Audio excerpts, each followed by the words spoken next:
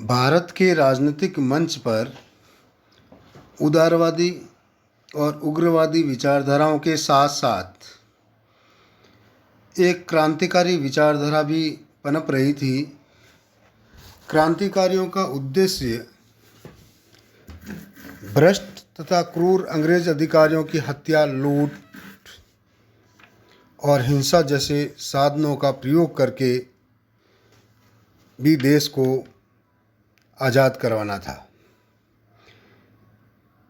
इसलिए पंजाब, महाराष्ट्र तथा बंगाल में क्रांतिकारी आंदोलन हुए। आज हम पंजाब में क्रांतिकारी आंदोलन के बारे में अध्ययन करेंगे। लाला लाजपत राय ने पंजाब में क्रांतिकारी आंदोलन का सूत्रपात किया। 1907 ईस्वी में लाला लाजपत राय को गिरफ्तार कर लिया गया।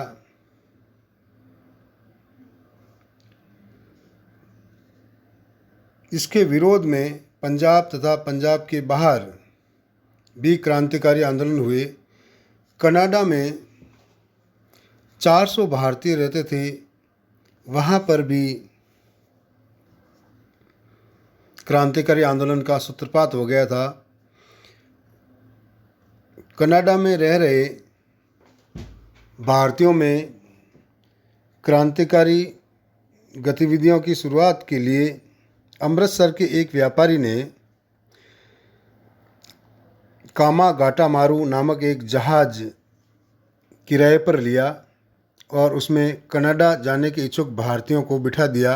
22 मई 1914 को यह जहाज़ कनाडा के मुख्य बंदरगाह बेकावर पहुंच गया, किंतु कनाडा सरकार ने जहाज़ के यात्रियों को उतरने की अनुमति नहीं दी। बाबा गुरुदत्त ने सरकार के इस आदेश को मानने से इनकार कर दिया, लेकिन कनाडा पुलिस ने यात्रियों को वापस जाने के लिए विवश कर दिया।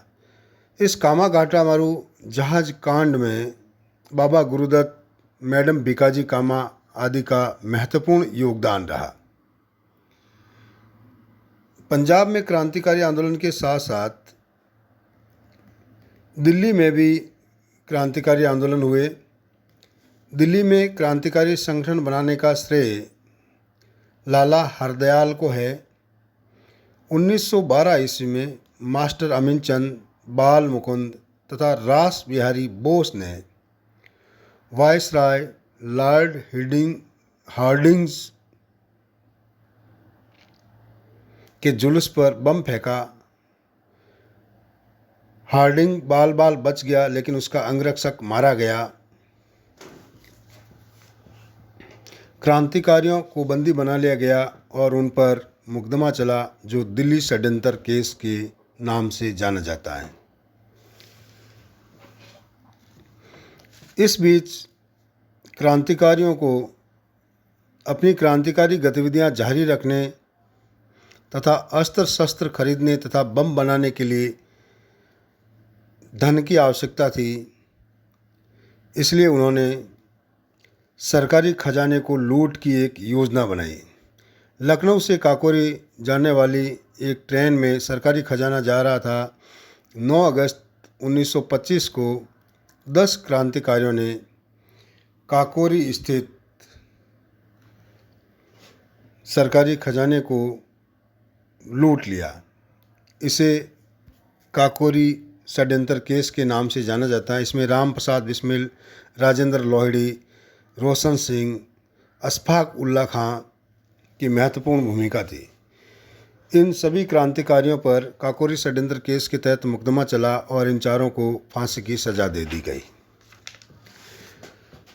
क्रांतिकारी गतिविधियों में सरदार भगत सिंह तथा चंद्रशेखर आज़ाद का भी महत्वपूर्ण योगदान रहा।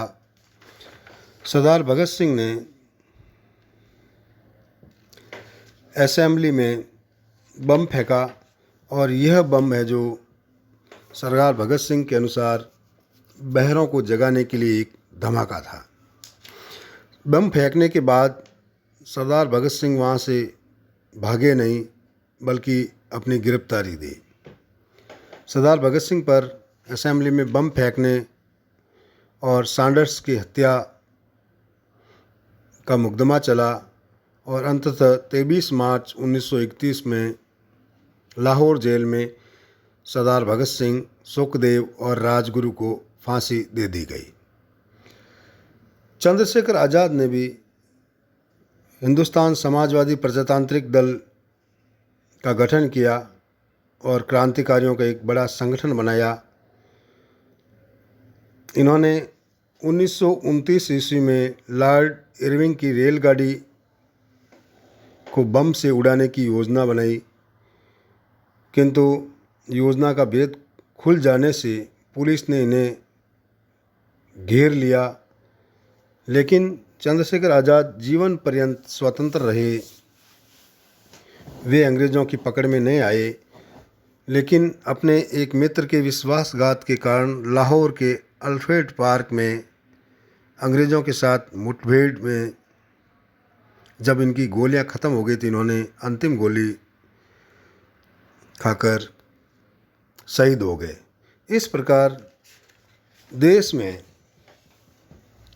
स्वतंत्रता संग्राम में क्रांतिकारी गतिविधियों का महत्वपूर्ण योगदान रहा। क्रांतिकारियों ने अपनी जान देकर भी देश की आज़ादी के लिए महत्वपूर्ण भूमिका अदा की।